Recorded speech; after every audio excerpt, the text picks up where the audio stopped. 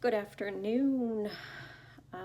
Actually don't even know what day it is. Oh, it's Friday. I think I got out of the hospital on, what was it, Tuesday? Yeah, Tuesday. It's Friday, so I've been home Tuesday, Wednesday, Thursday, Friday. I have 4 days and thought I'd give a little update. Some people are starting to ask how I'm doing, etc.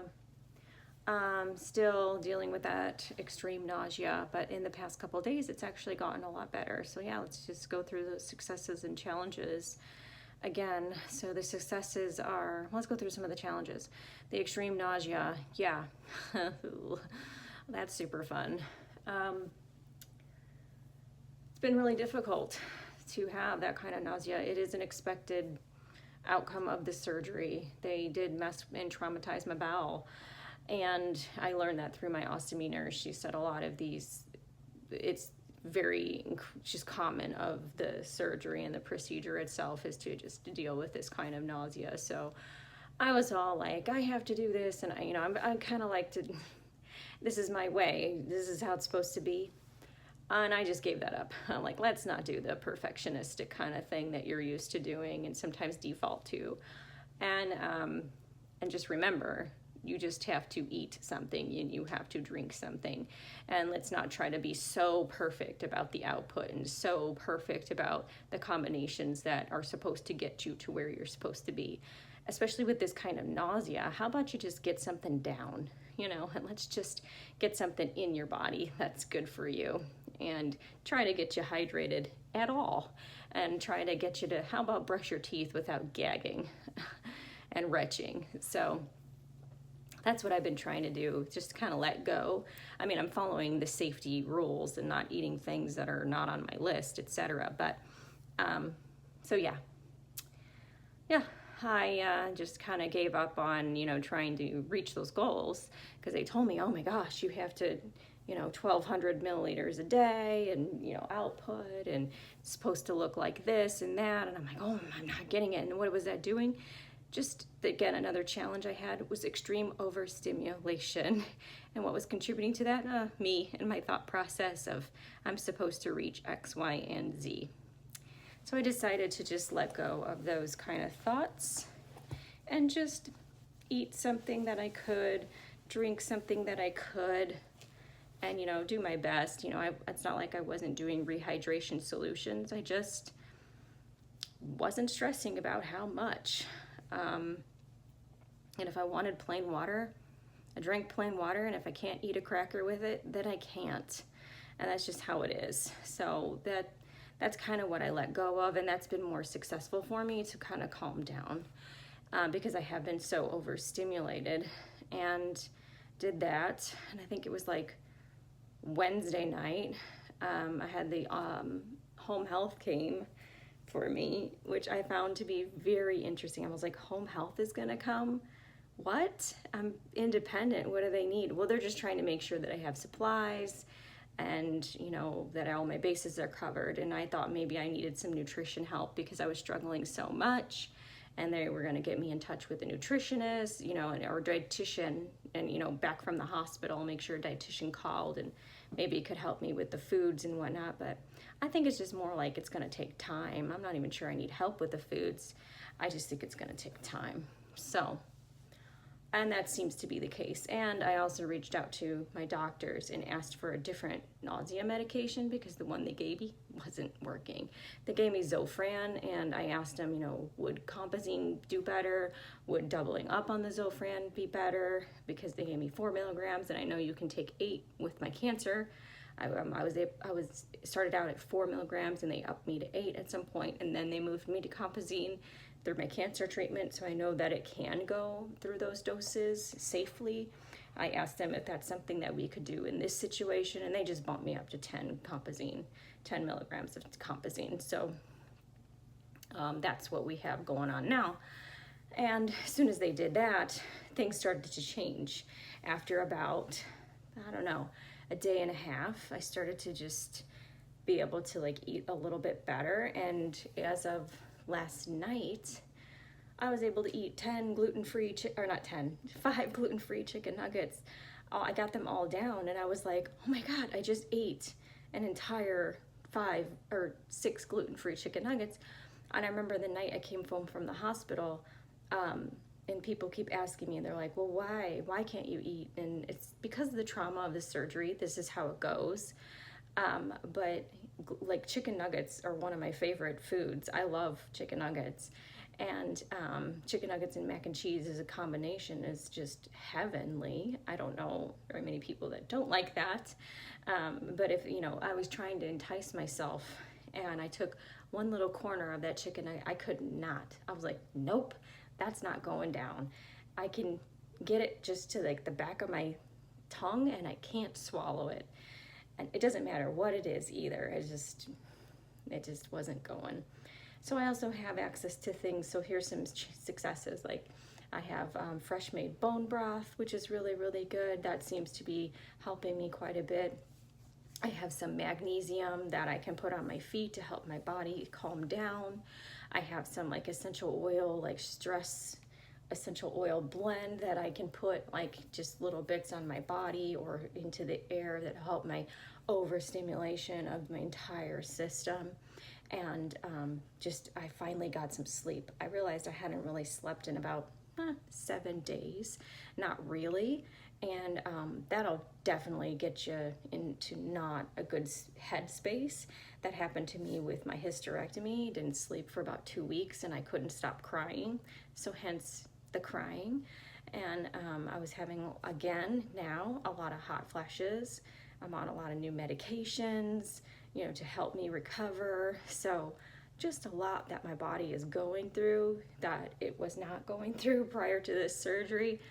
And so it's not even just food that's grossing me out. There's like smells, like I smelled bleach the other day and I was like, there's a lot of things that are making me very nauseated. So those are some of the successes and challenges that are going on. But I think we're on like a little upward trend here. And I did try some natural things for nausea, like ginger and like tummy tea and like things, but it's not even putting a dent in how intense this nausea is. And I've seen like women that are having hyperemesis with pregnancy where they've got scopolamine patches on their neck and they're throwing many anti-nausea medications at them and it's still not working. I feel like this is not that, but the kind of nausea that you just can't quite seem to control with these, kind of natural remedies. It's just so intense because it's a surgical medical problem that is expected with this kind of a surgery. It's just very intense because we traumatized my gut. And so and even my bone broth that I have has turmeric in it, and I don't even know if I should be having turmeric based on I am on a blood thinner, so I guess that's okay, but I don't know if you want to thin the blood too much because turmeric does have some blood thinning properties to it, so you might want to be careful with something like that. I don't have a ton of bone broth. I just do it first thing in the morning after I take my anti-nausea medications just to kind of, prime my system with the anti-nausea medicine, wake the gut up with some broth, just some bone broth, like, hey, gut, we're going to try to heal today. Got some bone broth here, and just wake it up. And then I start to eat something with rice, a little soft carrot, try to get some of the chicken from the soup.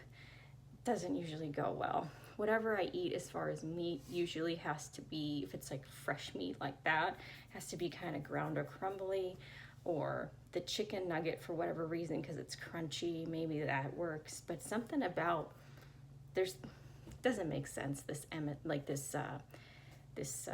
nausea that I have with textures, and once it hits, the meal's over, and that's that. And then I just let it go.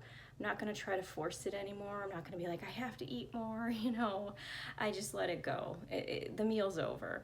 My body said that's enough for now, and I let it go. There will be another meal maybe in a few hours because I'm supposed to eat much more frequently right now and eat lots of smaller meals. So in a few hours, I'll try again.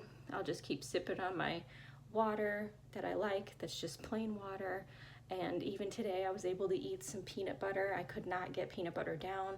Why is peanut butter good for me right now? It slows the system down, so I'm just not dumping water in and dehydrating. They said peanut butter helps slow the system down. Applesauce helps slow the system down. Cheese does. I don't really like cheese that much. I'm not like a cheese person. Never really had been a cheese person. A lot of the really nice fresh foods that you would think that are very healthy, I can't have, so they're not easy for me to digest, and the fibers aren't good for me right now because they could clog the system up, especially the surgical site. So unfortunately, the healthiest type of diet is probably not the best type of diet for me right now. So there's a little tug of war going on in my brain about that too. So that's okay. This is what's needed for now, and there may be times for that later down the road. I go to another appointment sometime next week to get some more clarity on maybe what the future will hold, and so that's how I'm doing. I obviously can talk very fast. I have my wits about me because I've been getting more sleep, so I am thankful for that. I slept about, 6 hours last night, and then what seems to happen is I wake up very early in the morning, and then I go downstairs just to get out of bed, and then I end up taking another nap for like another 2-3 hours. So that's kind of my routine.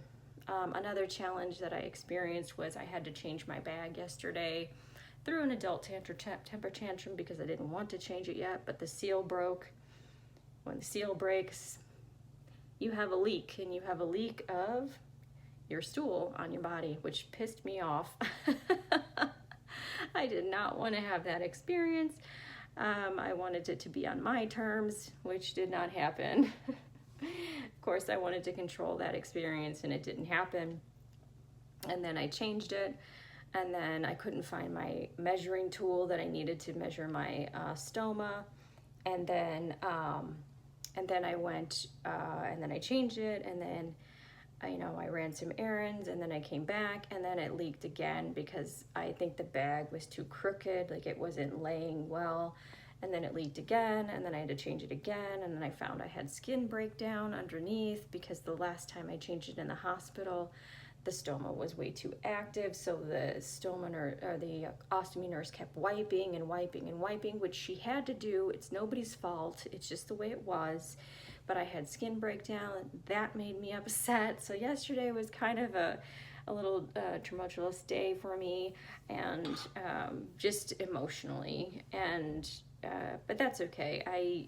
It is bound to happen. You can't be at peace with this stuff all the time, can you really? I don't know. I'm not that great. I always say I'm a flawed person. I'm not perfect all the time, but never actually.